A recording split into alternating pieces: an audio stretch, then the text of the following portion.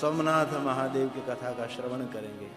सोमनाथ महादेव के सानिध्य में बैठकर सोमवार के दिन 3 श्लोक बोलकर मैं कथा का प्रारंभ करूं। ज्योतिषाम चैव लिंगानां, ज्योतिषाम चैव लिंगानां महात्म्यं कथयाधुना।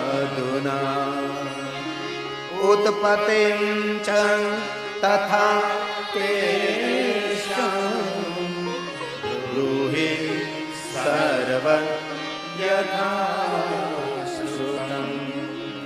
ब्रूहि सर्वं यथा। प्रयाग तीर्थ में सभी महात्माओं ने सूत जी को कहा है, सूत पुराण जी आप ज्योतिर्लिंगों की प्रागट्य की कथा को ब्रूहि सर्व यथा श्रुतम। भगवान व्यास जी ने जो कहा है, ब्रूहि मतलब बोलना, जो आपने सुना है आप कहो। अब सूत पुराण ने कहा है महात्माओं आदर के साथ आप ज्योतिर्लिंगों के महिमा सुनो। मैं आप सबको सुनाता हूँ, लेकिन यथा बुद्धि, मेरे सदगुरु के मुख से मैंने जो सुना और मेरी बुद्धि अनुसार मैं आप सबको बताऊं, लेकिन जो मुझे याद रहा है आप सुनिए। सूत पुराणे बोले, शृण्वन्तु विप्र वक्ष्यामि तन्महात्म्यं जनिं तथा संक्षेप्तो यथा भूति सत् सद्गुरु च मया श्रुतम्। सूत पुराण जी ने कहा, मेरे सदगुरु के मुख से मैंने जो सुना, क्या कहा? सद्गुरु च मया श्रुतम्। मैंने जो मेरे सदगुरु भगवान महर्षि वेद व्यास जी के मुख से सुना है, मैं आप सबको बताऊं। लेकिन वक्तु वर्ष शतेरपि, सैकड़ों वर्षों तक मैं जो ये ज्योतिर्लिंगों की महिमा कहूँ तो अभी मैं कैसे नहीं सकता। शक्यते न मुनि श्रेष्ठा तथापि कथयामि, तो भी मैं कथा कहने का प्रयास करता हूँ। सूत ने शरणागति स्वीकारी है ना, सैकड़ों साल तक ज्योतिर्लिंगों की महिमा कोई कहे न, तो भी कोई कह नहीं सकता। सैकड़ों अगणित वर्ष तक जो कोई महिमा कहता रहे, गाता रहे, तो भी उसकी महिमा संपूर्ण पूर्ण कोई नहीं गा सकता। लेकिन मेरी बुद्धि अनुसार मेरे सदगुरु भगवान वेद व्यास जी ने जो मुझे कहा, मुझे याद रहा, मैं आपको जरूर कहूँ। आइए संतो बधारिए। ओम नमो नारायण, नमो नारायण। पधारो पधारो, विराज। ओम नमो नारायण, नारायण नारायण। बहुत सुंदर श्लोक है। संस्कृत भाषा इतनी कठिन नहीं है, थोड़ा सा ध्यान देना पड़ता है, आप समझ सकते हैं। हिंदी गुजराती सभी संस्कृत में से प्रकट हुई है, सभी भाषाओं की जननी संस्कृत है भाई। सूत पुराणे बोले, चैव महात्म्यं वक्तुं वर्ष शतेरपि शक्यते न मुनि श्रेष्ठा तथापि कथयामि तथापि कथयामि। तो भी मैं कहने का मैं प्रयास कर रहा हूँ। सैकड़ों साल तक और ज्योतिर्लिंगों की महिमा गाए तो भी कोई गा नहीं सकते। मेरी बुद्धि अनुसार मैं आप सभी को सुनाने का प्रयास करूं। मेरे सदगुरु भगवान महर्षि वेद व्यास जी ने मुझे जो कहा, मेरे सदगुरु की मुझ पर जो कृपा रही, सबसे बड़ी कृपा तो सदगुरु के होते हैं। जिन पर कोई सदगुरु के छत्र छाया नहीं, उसका तो जीवन ही जीवन नहीं। इसलिए हमारे पर कोई सदगुरु के छत्र छाया होनी चाहिए। और सबसे बड़ा हमारा सदगुरु मेरा सोमनाथ, मेरा शंकर है। ये जगत गुरु नहीं, ये त्रिभुवन गुरु है। ये विश्व का गुरु, ये मेरा शंकर, ये महादेव है। एक पंक्ति सुना दो, गुजराती है, जो मराठी है महाराष्ट्र में, उसको तो थोड़ी दिक्कत रहेगी। सदगुरु तमे मारा तारणहार, सद्गुरु तमे मारा तारणहार, हरि गुरु तमे मारा तारणहार।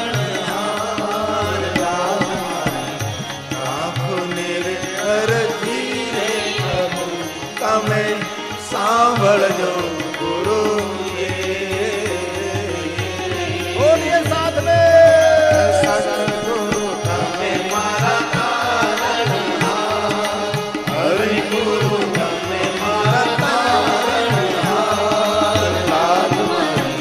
राखो निर्भर धीरे प्रभु, तमे सांभळजो गुरु जी।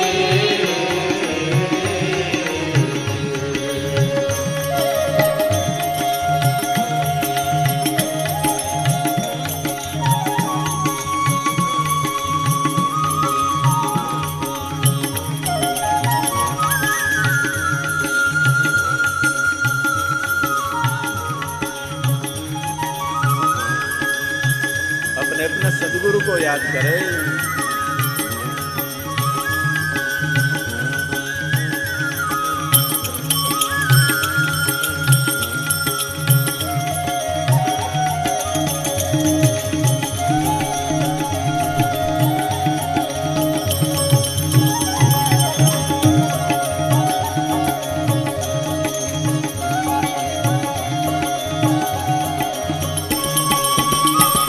वाचारे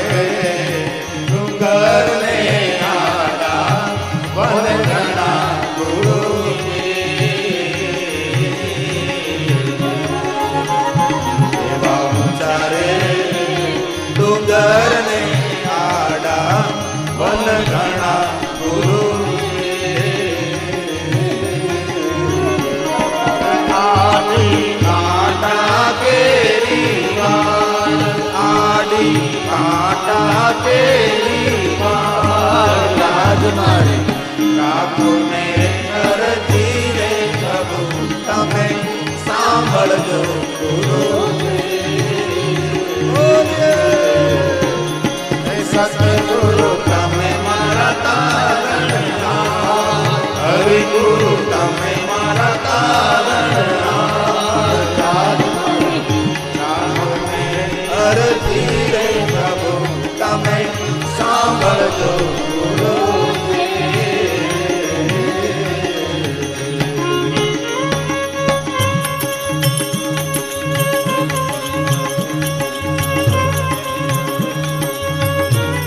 अपने सदगुरु को याद करें। है गुरु महाराज गुरु ब्रह्मा गुरु विष्णु गुरुदेव महेश्वर गुरु गोविंद दोनों खड़ा किसको लागू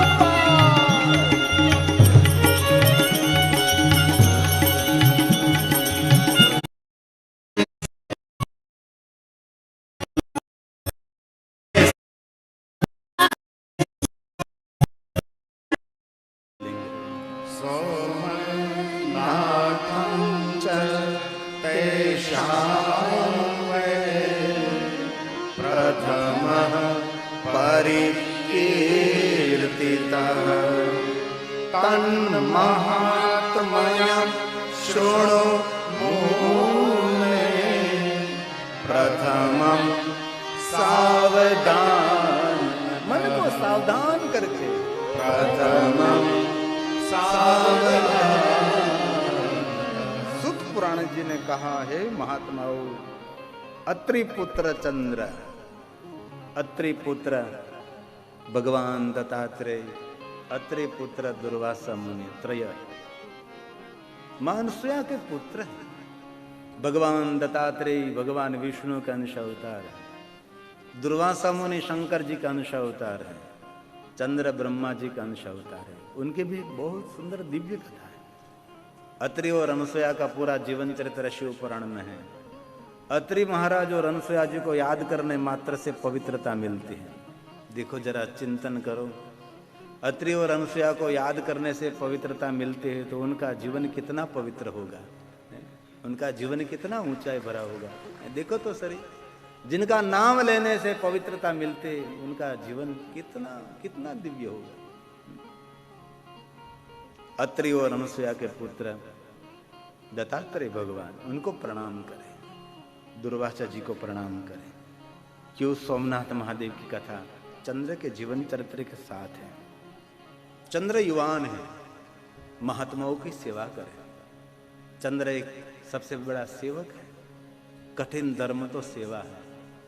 महात्माओं की सभा में जो अत्रि महाराज का मान सम्मान बहुमान है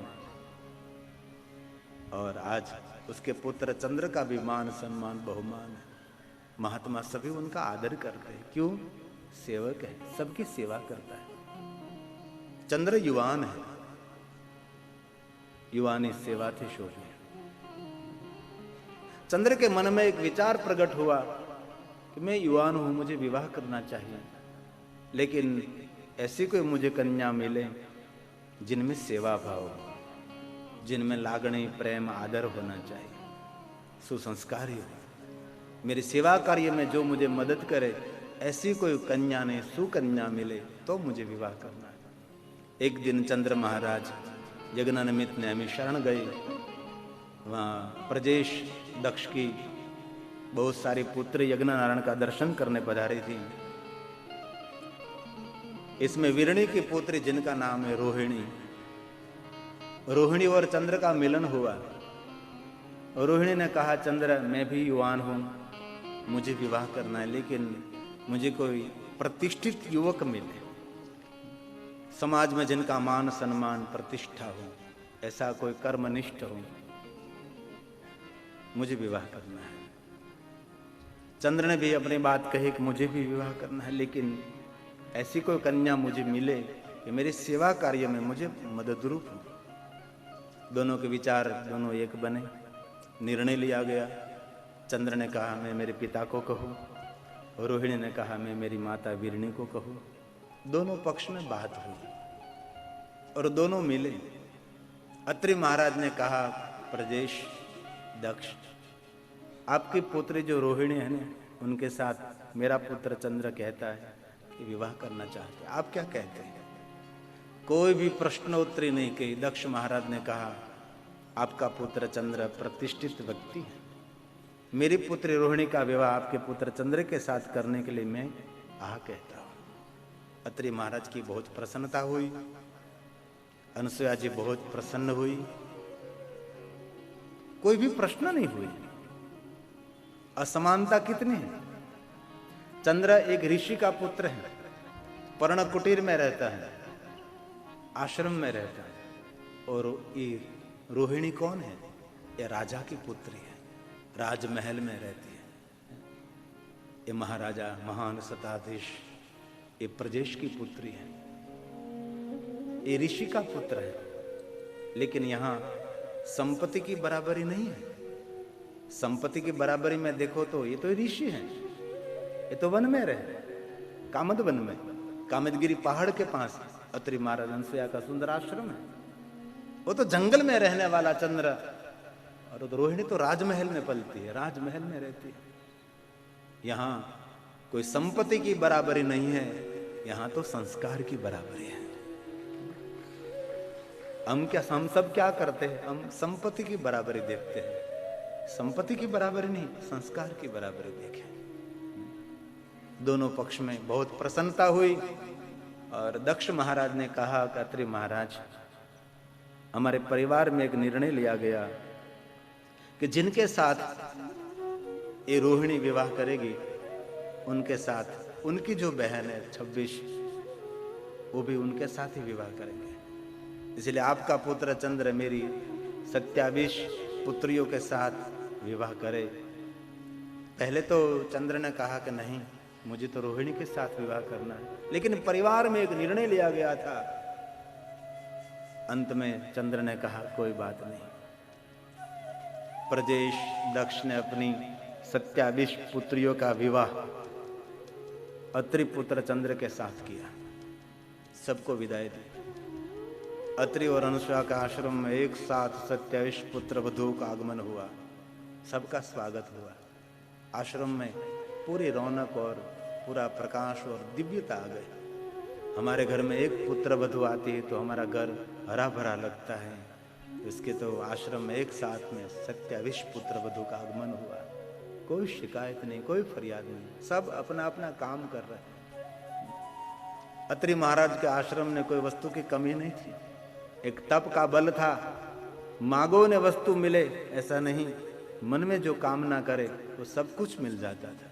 ये अत्रि महाराज का तपोबल था। अनसुया जी महापतिव्रता नारी थी, जितनी पतिव्रता नारियों उसका सिर मुकुट ये अनसुया थी।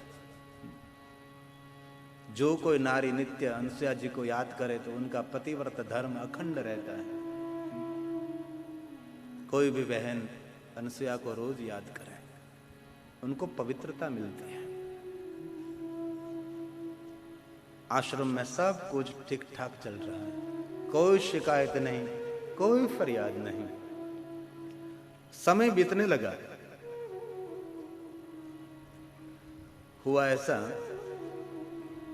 जो रोहिणी थी ये चंद्र के सेवा कार्य में बहुत मदद कर रही थी, तो चंद्र उनको बहुत सम्मान दे रहा था, बस उनका आदर हो रहा था।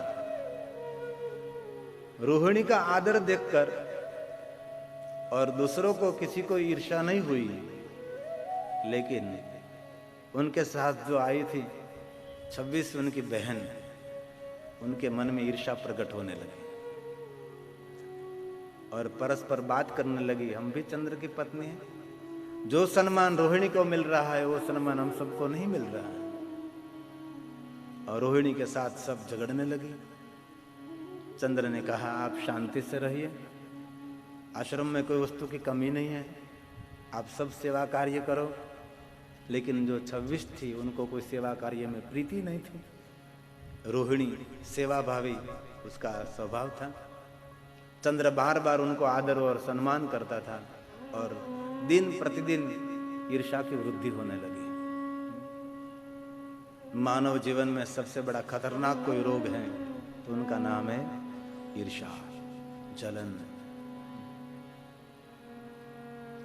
कोई कहे मुझे सुखी होना है तो कोई सुंदर कपड़ा पहनकर ठीक है, थोड़े दिन तक उसको अच्छा लगता होगा, लेकिन सुखी होने का तरीका सुंदर कपड़ा नहीं, सोने चांदी का आभूषण नहीं, राजमहल नहीं, फर्नीचर नहीं, सुंदर नेचर, ये सुख का साधन है। हमारा स्वभाव सुंदर होना चाहिए। कोई कहे मुझे सुखी होना, आनंदित रहना है, तो उसको कहना चाहिए ईर्ष्या का जड़मूल में से त्याग दो। हम यहाँ पधारे सोमनाथ महादेव के सानिध्य में, आज से हम सब व्रत करेंगे, हम दूसरों की कभी ईर्ष्या नहीं करेंगे, हम हमारे शत्रुओं की, हमारे दुश्मनों की भी ईर्ष्या नहीं करेंगे। छोटी सी बात है लेकिन जीवन में बहुत बड़ी क्रांति कर सकता है। ईर्ष्या करने से रूप खत्म हो जाएगा, ईर्ष्या करने से पुण्य भी चला जाएगा। ईर्ष्या एक दिमक जैसा काम करती है, जैसे लकड़ी को अंदर से खा जाते हैं, ईर्ष्या आदमी को अंदर से खा जाती है। कैंसर नाम का रोग किसी को हुआ तो कैंसर की तो दवा है, घबराने की कोई जरूरत नहीं, लेकिन ईर्ष्या नाम का रोग जिनको हुआ है उनकी तो कोई दवा ही नहीं। इसलिए आज से हम सब संकल्प करेंगे, किसी की सफलता देखकर, किसी का पद पदवी और किसी की ऊंचाई देखकर हम कभी किसी की अदेखाई नहीं करेंगे, हम किसी की ईर्ष्या नहीं करेंगे। एक छोटी सी बात है लेकिन जीवन में बड़ी क्रांति हो सकती है। हम दूसरों की ईर्ष्या बहुत करते हैं, हम એટલે हम आपने आज से धीरे से त्याग कर दीजिए। आप सोमनाथ महादेव के सानिध्य में कथा सुनकर जाओ ने तो आपका जीवन कुछ नया होना चाहिए, कुछ बदला हुआ जीवन होना चाहिए। ईर्ष्या करने से कोई अर्थ नहीं होता है। ईर्ष्या सबसे बड़ी खतरनाक, अति खतरनाक रोग है। सभी ने मिलकर पिता दक्ष को कहा, पिताजी ये चंद्र रोहिणी को जो आदर देता है वो आदर हम सबको नहीं मिलता, लेकिन आदर हमारी योग्यता के अनुसार मिलता है।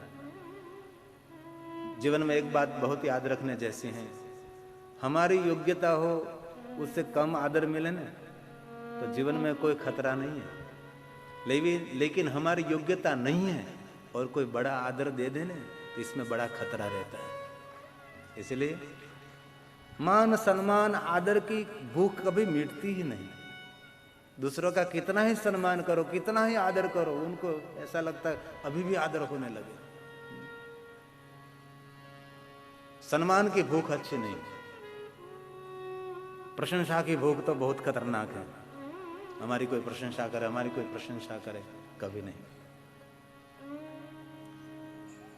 कोई सम्मान मिल जाए तो प्रभु का प्रसाद है, और सम्मान मिले तो कभी खुशी भी नहीं, और कोई अनादर अपमान करे तो कभी नाराजगी भी नहीं। उनको जीवन कहते हैं। बस गुलाब के पुष्प की तरह आप खिलते रहो। कांटाओं के बीच गुलाब है तो अभी मुस्कुराता है गुलाब, चारों तरफ कांटा कांटा कांटा कांटो कांटो कांटो है। किसी ने पूछा गुलाब को, गुलाब तू क्यों मुस्कुरा रहा है? इतने सब सारे तीक्ष्ण कांटों के बीच तेरी मुस्कुराहट इतनी सुंदर। तो गुलाब ने क्या कहा मालूम? मेरी खुशबू और मेरी मुस्कुराहट, इसलिए तो कांटे भी मेरी रक्षा करते हैं। आपकी मुस्कुराहट और आपके मुख की प्रसन्नता, आपके शत्रु भी आपकी रक्षा करने लगेंगे। इसलिए मुख की प्रसन्नता कभी गायब नहीं होनी चाहिए, और आपके मुख पर हंसी आपकी दिव्यता है। घણા ઘણા માણસો તો મોઢા ચડાવીને જ બેઠા હોય, ખબર નહીં હું થતું હોય, કામ ચાલે, પેટમાં દુખતું હોય કે પછી દાળ ભાત ખાતા એટલે ગેસનો ગોળો ચડ્યો છે કંઈ ખબર નથી પડતી।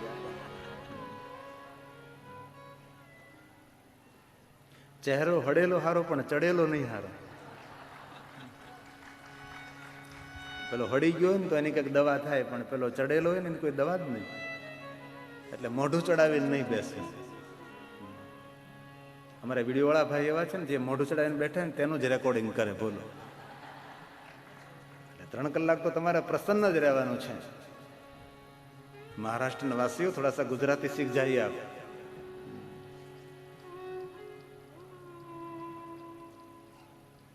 सभी ने मिलकर कहा, पिताजी हमको भी आदर मिलना चाहिए। दक्ष महाराज पधारे, कहा चंद्र विमल कुल में आपका जन्म हुआ है, कितना उत्तम कुल है आपका। अत्रि महाराज का कुल तो वंदनीय है और आप ऐसा व्यवहार करते हैं।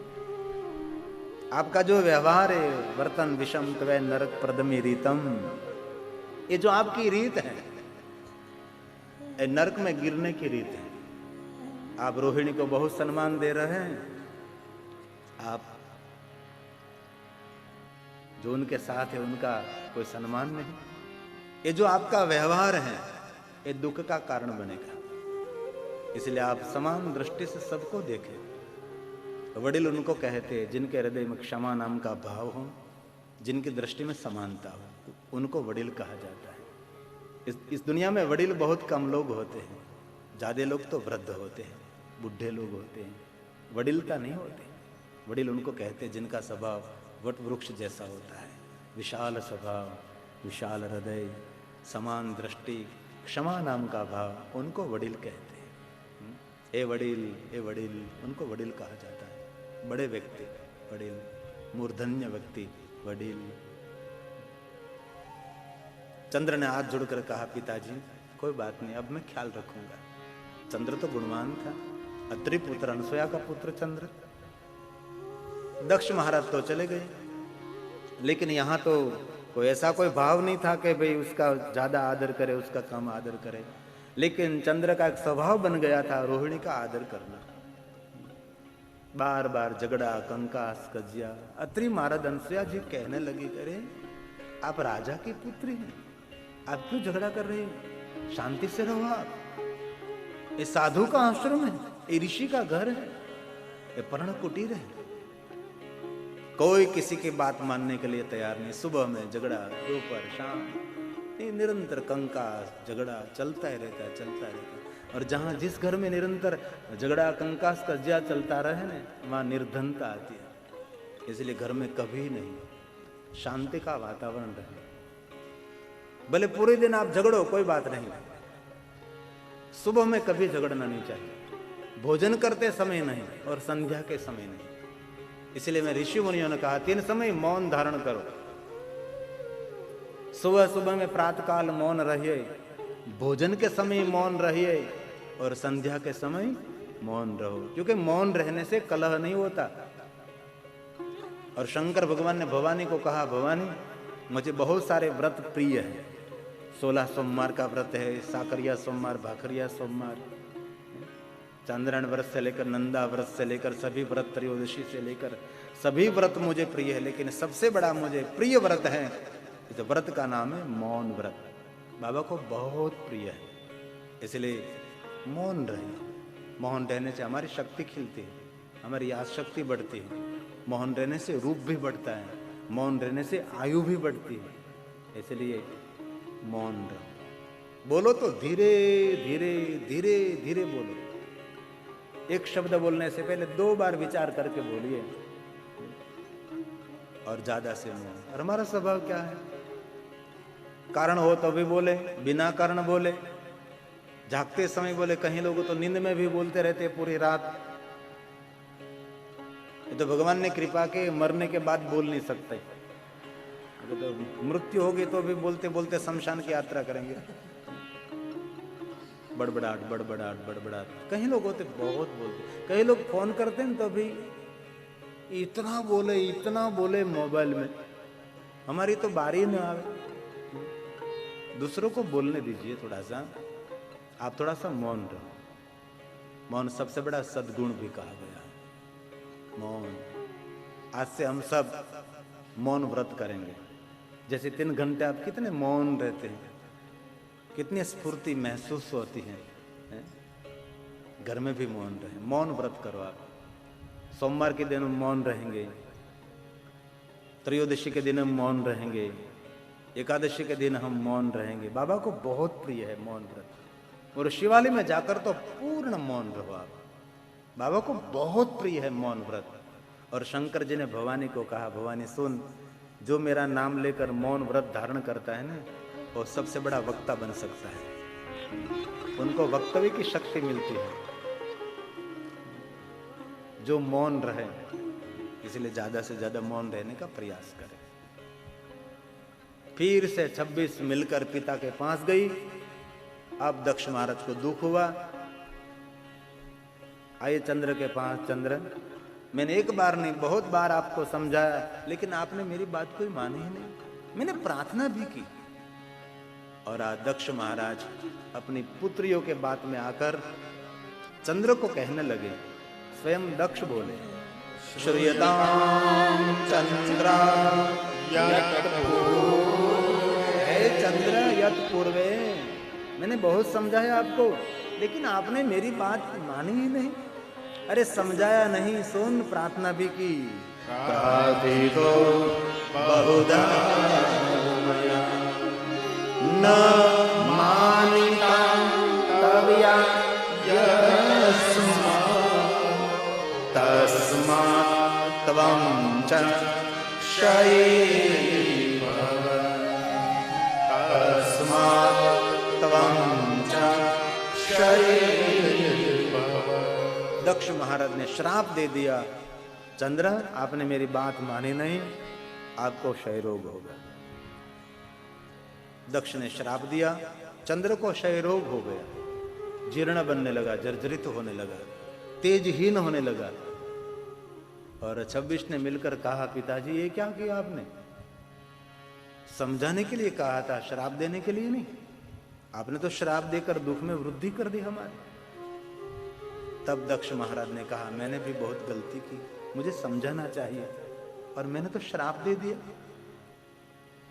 और एक बात बहुत याद रखने जैसी, बहुत समय से मैं बोलता हूं, आवेग में, आवेश में, लागणी में और क्रोध में कोई निर्णय नहीं लेना चाहिए। ऐसी अवस्था, ऐसी मानसिकता में लिया गया निर्णय तद्दन झूठा ही निकलता है। क्रोध में आकर कोई निर्णय ले तो खत्म हो गया, निर्णय अच्छा ही नहीं होगा, ये बुरा ही निर्णय होता है। आवेग में, आवेश में, बहुत लागणी और प्रेमावश में कभी नहीं। इस समय अनिर्णय रहिए। तो क्रोध के समय तो कोई निर्णय नहीं लेना चाहिए। सभी महात्माओं को मालूम हुआ, करे चंद्र को क्षय रोग हुआ। सभी महात्मा मिलकर ब्रह्मा जी के पास गए और कहा, पिता ब्रह्मा, अत्रिपुत्र चंद्र को क्षय रोग हुआ है, उसके लिए कोई उपाय कहो आप।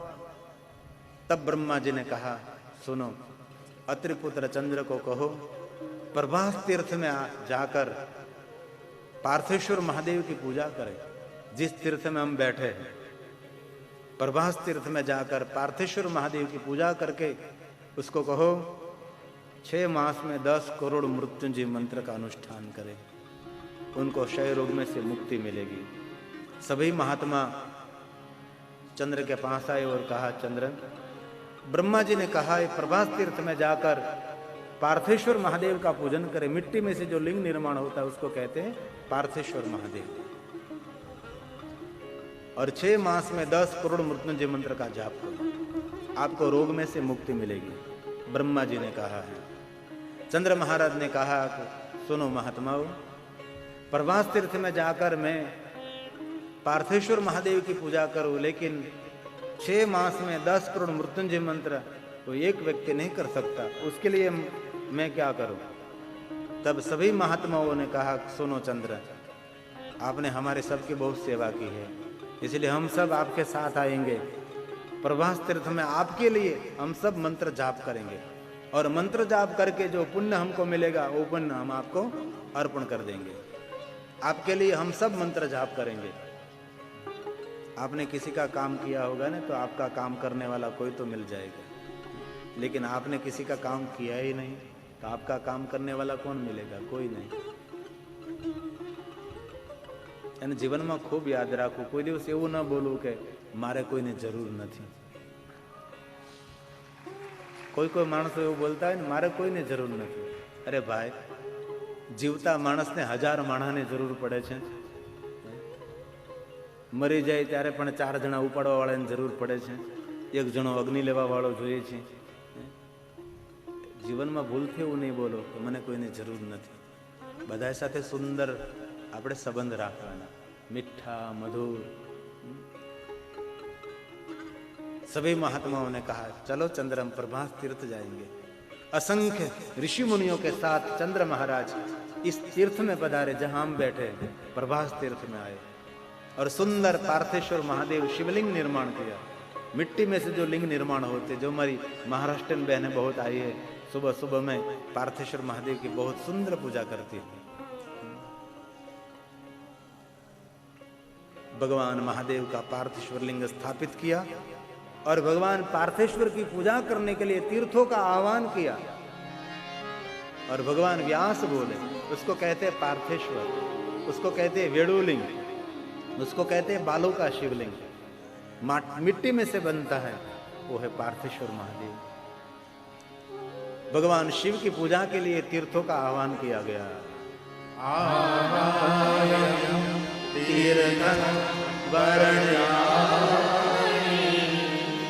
सरस्वत्या कानिचन पार्थिवे तदा पूजा मृत्युंजय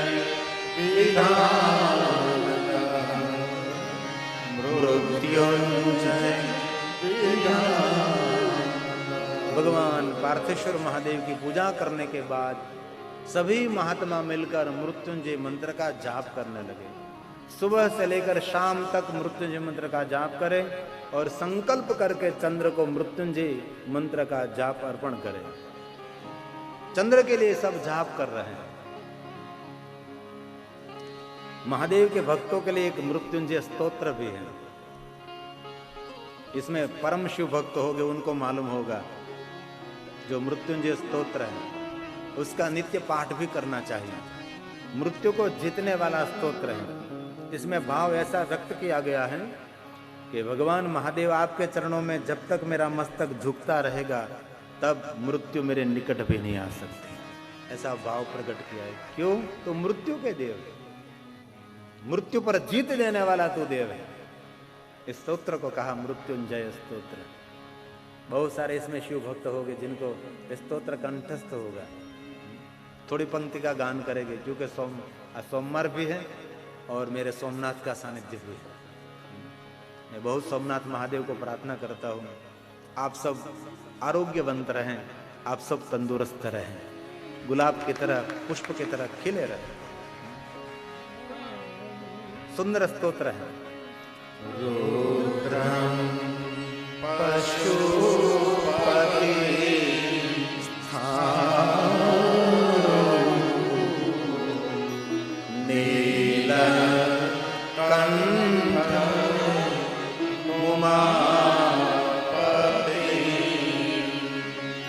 नमामि शिरसा देवं केवनो मृत्यो करिष्यति केवनो मृत्यो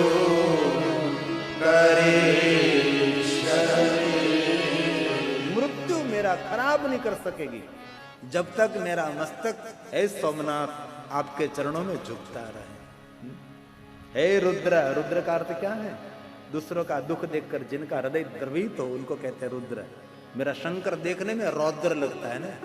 दिन को 12 बजे हम अकेले और महादेव मिल जाए तो हमारा श्वास रहे न रहे, इतना भयानक रौद्र रूप है जिनका। लेकिन स्वभाव रुजु, रुद्र, कोमल स्वभाव, करुणा अवतार, क्रोधा अवतार ने। पशुपति, पशुपति का अर्थ क्या है?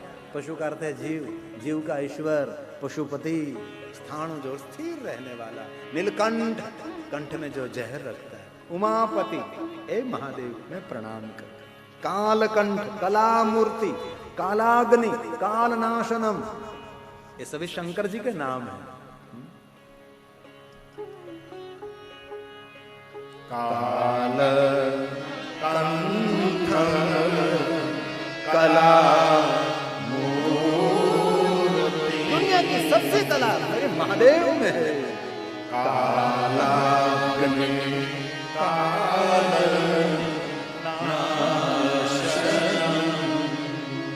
जो महादेव का भक्त है वो मृत्यु को जीत सकता है। और मैं दिल से कहता हूं, जो शंकर जी की भक्ति करते हैं ना, उनको मृत्यु की पीड़ा भोगनी नहीं पड़ती। उनकी कभी मृत्यु नहीं होती, उनका शरीर शांत हो जाता है। उनकी मृत्यु नहीं, शरीर शांत। हम कहते हैं महात्मा जी का शरीर शांत हो गया, मृत्यु नहीं, शरीर शांत हो। कोई महादेव के भक्त का मृत्यु नहीं, उनका शरीर शांत हो जाता है। और ब्रह्मलीन शिवलोक में कोई मृत्यु की पीड़ा नहीं। ऐसे एक दिन जरूर शांत तो होना ही है भाई, मृत्यु तो स्वीकारनी ही पड़ेगी। आप स्वीकारो न स्वीकारो, लेकिन एक दिन आपके वहां आने वाली तो है। और दुनिया में ऐसी कोई ऐसी जगह नहीं कि जहां आप चले जाओ वहां आपको मृत्यु नहीं मिलेगी। मृत्यु कोई भी स्थान से आपको पकड़ने वाली है। दुनिया में कोई ऐसा स्थान नहीं है कि जहां मृत्यु नहीं पहुंच सकती। देवों ने पूछा मृत्यु को, मृत्यु तो जब किसी का जीव लेने के लिए जाती है तब उसको डराती क्यों है? क्योंकि मृत्यु का हर कोई व्यक्ति को डर लगता है। तब मृत्यु ने क्या कहा मालूम? मैं सबको नहीं डराता। क्यों? देवताओं ने पूछा, हमने तो सुना है कि किसी का जीव लेने के लिए मृत्यु जब जाए तो बहुत डर लगता है, बहुत डराते हैं। तो मृत्यु ने कहा, जिनने जीवन भर शिव जी को याद नहीं किया ना, उनको मैं डराता हूं। तो महादेव के भक्तों को मैं कभी डराता नहीं। जो शिव की उपासना, शिव साधना करे, मृत्यु कहे, उनका तो मैं स्वागत करता हूं, उनको मैं डराता नहीं कभी। और दूसरी बात पूछी देवताओं ने कहा, मृत्यु जिसने जीवन पर्यंत महादेव का नाम नहीं लिया, शिव जी को याद नहीं किया, उनको क्यों डराते हैं? मृत्यु ने कहा, मैं इसलिए उसको डराता हूं, मेरे डर से कम एक बार शिव जी का नाम लेने तो मुझे उसको नरक में ले जाना ना पड़े। एक बार महादेव का नाम ले ले मेरे डर से, मैं उसको शिवलोक में ले जाऊंगा, क्योंकि मेरा देव शंकर है। मृत्यु का देव कौन? ये महादेव है, ये मृत्युंजय है। मृत्यु तो भाई अनिवार्य है, मृत्यु तो होने वाली है। इस दुनिया में कोई ऐसा व्यक्ति नहीं जो मृत्यु से पर है। मृत्यु धरती का आभूषण है। मृत्यु तो संतों के लिए वरदान है, भक्तों के लिए वरदान है, पुण्यवानों के लिए वरदान है, सज्जनों के लिए आशीर्वाद है। ये मृत्यु है। थोड़ी देर तक चिंतन करो, इस धरती पर मृत्यु ना हो तो जितने जन्मे इतने सब जीवे, मृत्यु किसी के ना हो सके तो क्या होता है? ओ मारा भाई, કેટલા લોકો જીવે, મૃત્યુ ન હો તો આપણા બાપા જીવતા હોય, એના બાપા જીવતા હોય, એના બાપા જીવતા હોય, એના બાપા જીવતા હોય, એના બાપા જીવતા હોય, એના બાપા જીવતા હોય, એના બાપા જીવતા હોય. આટલા બધા બાપાઓને નાખવા ક્યાં છે? આ એક બાપાને કોઈ હાચવતો નથી, આમ તેમ ભરડા વાઢે છે. તો એટલા બધા બાપાઓને ખટારા ભરીને ઠલવવા ક્યાં? મૃત્યુ છે તો સારું છે, ઝાડ ગયું જગ્યા થઈ, ફૂલ ગયું ફોરમ રહી એવું નહીં.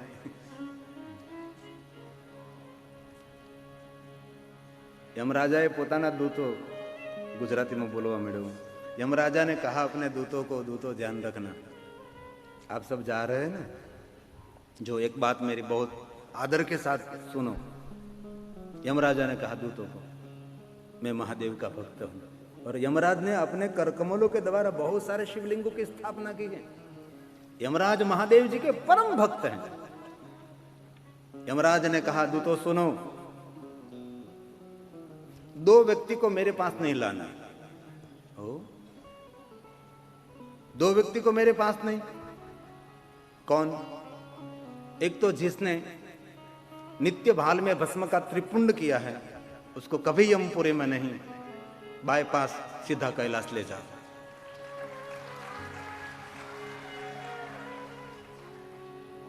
और दूसरा, जिसने नित्य रुद्राक्ष धारण किया है, उसको भी कभी यमपुरी में नहीं, उनको भी सीधा शिवलोक में ले जाओ. सुनो दोस्तों, जिसने जीवन में एक बार भी पंचाक्षर मंत्र का जाप किया हो, उसको भी सीधा भगवान महादेव के लोक में ले जाओ. समझ गए, यमराजा समझ गए। और दूसरा कौन? तो यमराजा ने कहा, जिसने जीवन पर्यंत भाल में भस्म का त्रिपुंड नहीं किया, जिसने कभी पंचाक्षर मंत्र नहीं जपा, जिसने जीवन पर्यंत रुद्राक्ष नहीं धारण किया, उसको यमपुरी में कभी नहीं, उनको सीधा नरक लोक में ले जाओ। एक बाईपास नरक, एक बाईपास शिवलोक। आप कहां जाना है? शिवलोक में। इसलिए रोज भस्म की बिंदी करो, रुद्राक्ष धारण करो, पंचाक्षर मंत्र का जाप करो। एक कालकंठ है मेरा महादेव, कालकंठ कला मूर्ति कालाग्नि काल नाशन। नमन करिए। नमामि शिरसा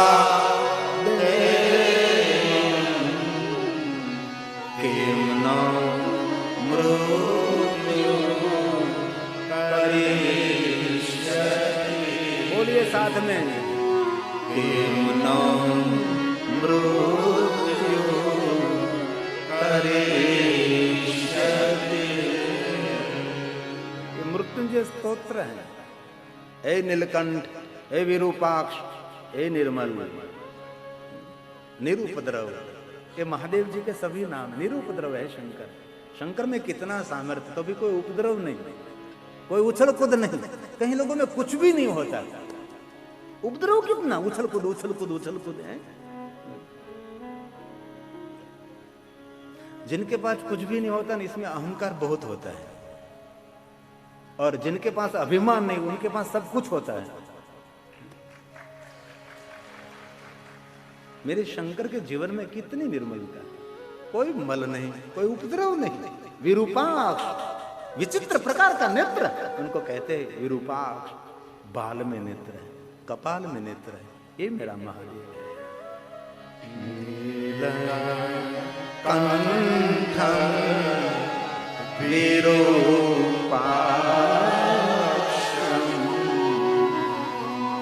निर्मलं निरुद्रवम्।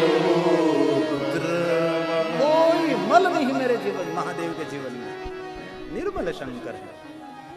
कोई तो मुझे देखा हो कि भगवान शंकर के जीवन में कोई मल हो? एक मेरा महादेव ऐसा है, कोई कपट नहीं, कोई दंभ नहीं, निराला, सबसे अलग मेरा शंकर है। मैं बहुत सालों से बोलता हूँ, मेरे शंकर जी के शिवालय में कोई पट नहीं। पट मतलब पर्दा। शिवालय में कोई पट नहीं, मेरे महादेव के जीवन में कोई कपट नहीं, और ऊपर से दूसरों की खटपट भी नहीं। ये मेरा शंकर, ये मेरा शंकर। इस महादेव को मैं प्रणाम करता हूँ। नमामि नमामि शिरसा देवं किं न मृत्यु करिष्यति। किं न मृत्यु करिष्यति। स्तोत्र आरोग्य देने वाला स्तोत्र है, आरोग्य प्रदान करने वाला स्तोत्र है, मृत्यु के भय में से मुक्त करने वाला स्तोत्र है। ये कोई सामान्य स्तोत्र नहीं है। मेरे शिव भक्तों को दिल से प्रार्थना है, उनको कंठस्थ करने का प्रयास करें, उनको रोज बोलने का प्रयास करें। रोज ना बोल सके तो सोमवार के दिन तो अचूक बोले। ये मृत्यु को जीतने वाला स्तोत्र है, भय और उद्वेग में से मुक्त करने वाला स्तोत्र है, ये निर्भयता को प्रदान करने वाला स्तोत्र है। ये मेरा महादेव। वामदेवं महादेवं लोकनाथं जगद्गुरु नमामि शिरसा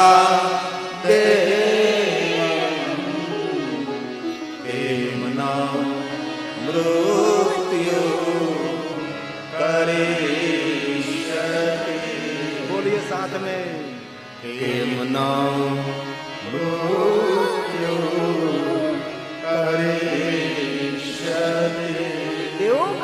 जगन्नाथ महादेव।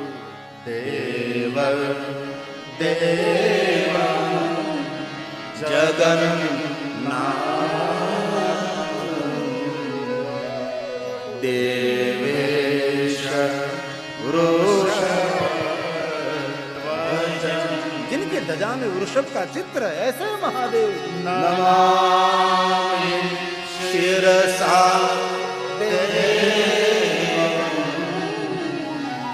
किमनां मृत्यु करिष्यति। आवाज निकालिए, साथ में बोले। किमनां मृत्यु करिष्यति। मृत्यु मेरा कुछ भी नहीं कर सके, जिनका मस्तक मेरे महादेव के चरणों में नमता रहे, झुकता रहे। हे अनंत है महादेव। अनंतं व्ययं शान्तं अक्षमालाधरं हरं। अक्षमाला, रुद्राक्ष की माला, उनका नाम है अक्षमाला। आंखों में से जो प्रकट हुए शिव जी की, ये रुद्राक्ष, रुद्र के आंखों द्वारा, ये उसको अक्षमाला कहते हैं। सभी पाप और दुख को हरने वाला देव है शंकर। नमन करता हो है सोमनाथ। नमामि शिरसा देवं महादेव। किन्नो मृत्यु करिष्यति। किमनो मृत्यु करिष्यति। आनन्दं परमं नित्यं कैवल्य पद कारणं। नमामि शिरसा देवं किमनो मृत्यु करिष्यति। किमनो मृत्यु करिष्यति। हे महादेव। स्वर्ग अपवर्ग दातारं सृष्टि कारण। सर्जन विसर्जन सब कुछ तू महादेव। नमामि शिरसा देवं किन्नो मृत्यु करिष्यति। किमनो मृत्यु करिष्यति। ये पूरा मृत्युंजय स्तोत्र का आपको पाठ न हो सके तो कम से कम मृत्युंजय स्तोत्र बोले, मंत्र बोले। ये बड़ा स्तोत्र आप न बोल सके तो एकदम छोटा आप सब बोलते हैं, आप सभी को कंठस्थ है। मृत्युंजय महादेव त्राहि मां शरणागतं। जन्म मृत्यु जरा व्याधि पीडितं कर्म बन्धने। ये रोज बोलो, नित्य बोलो। और ये भी ना आपको कंठस्थ हो तो ओम त्र्यंबकम, तंबकम नहीं। कोई कोई लोग बोलते ओम तंबकम, तंबक नहीं, त्र्यंबकम, 3 नेत्रों वाले भगवान। आइए ये भी बोले। त्र्यंबकं यजामहे सुगन्धिं पुष्टिवर्धनम्।